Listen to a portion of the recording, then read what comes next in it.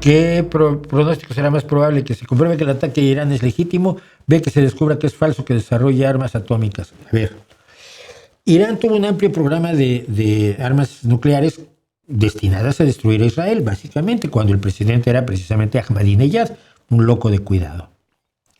El mundo se preocupó en general. Mira, no está bien que algunos países tengan armas nucleares, pero conforme más países las tengan, más aumenta el riesgo de que haya una conflagración nuclear, es decir, a que se usen.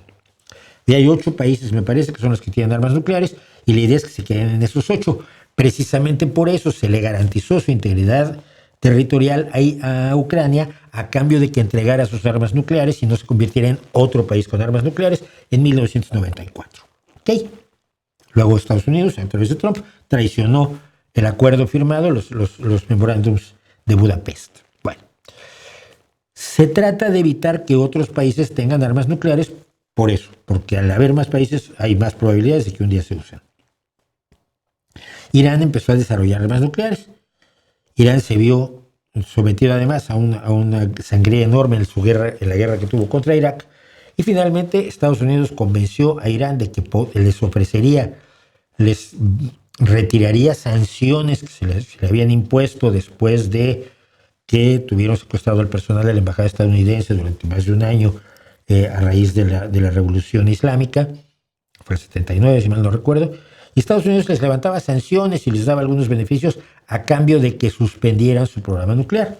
¿Cómo se sabe si se suspendió o no el programa nuclear? Bueno, mira, hay inspectores de la Agencia Atómica Internacional, como los que se usaron precisamente para determinar que Saddam Hussein no tenía armas nucleares, y hay señales que se pueden leer incluso desde el espacio cuando hay concentración de material radiactivo en un lugar determinado porque se está enriqueciendo uranio, etc.